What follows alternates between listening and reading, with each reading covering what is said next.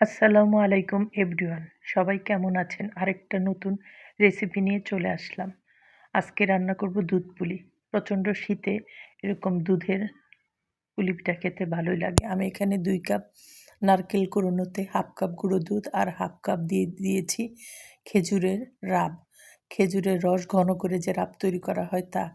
মিশ্রণটা দিয়ে আমি এটাকে ভালো করে মিশিয়ে নেব চামিচ দিয়ে।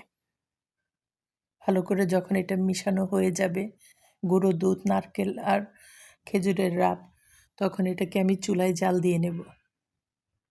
চুলায় জাল দিয়ে একটি পুর রেডি করে নেব। দুধ পুলিতে পুলি পিঠার ভিতরে এরকম নারকেলের পুর দিলে খেতে মজা হয়।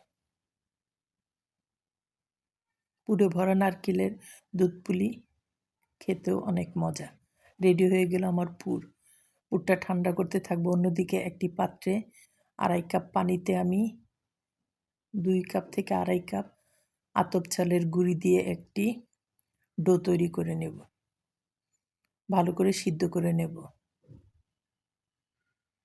গুঁড়িটাকে আমি উলটপালট করে গরম পানির সাথে মিশিয়ে নেব, যেন কাঁচা না থাকে, ভালো হয়ে সিদ্ধ হয়ে যায়।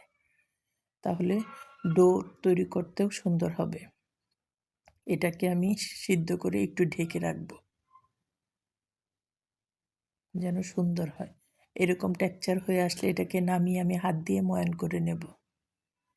ভালো করে মাখতে হবে। এটাকে একটু গরম গরমই মাখতে হবে। আর ছোট ছোট বল বানিয়ে নিতে হবে, কারণ ছোট ছোট পুলি তৈরি করব, এই জন্য এরকম ছোট ছোট বল বানিয়ে নিলে আগে থেকেই তৈরি করতে সুবিধা হয়। ছোট ছোট রুটিগুলো বেলে নিয়ে তাতে নারকেলের পুর দিয়ে দিব, দিয়ে এরকম ছোট ছোট পুলি পিঠা কেটে নেব। সবগুলি ডো দিয়ে আমি পুলি পিঠা তৈরি করে নেব। অন্যদিকে আমি এখানে 2.5 কেজি দুধ নিয়েছি, তা জাল দিয়ে আমি এটাকে 2 কেজি করে নিয়েছি আর 1 কাপ গুঁড়ো দুধ মিশিয়ে নিয়েছি ভালো করে। এটাতে এলাচি, দারচিনি, তেজপাতা দিয়ে দেব, একটু নেড়ে দেব। দুধটা যখন ফুটতে থাকবে তখন ছোট ছোট পুলি পিঠাগুলি আমি দুধের মিশ্রণে দিয়ে দেব সিদ্ধ হওয়ার জন্য। গরম দুধে দিলে এটা সিদ্ধ হয়ে যাবে।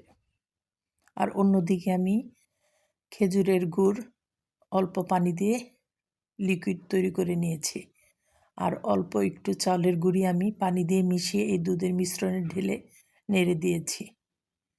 খেজুরের গুড়টাও আমি দুধের মধ্যে নেড়ে মিশিয়ে দেব।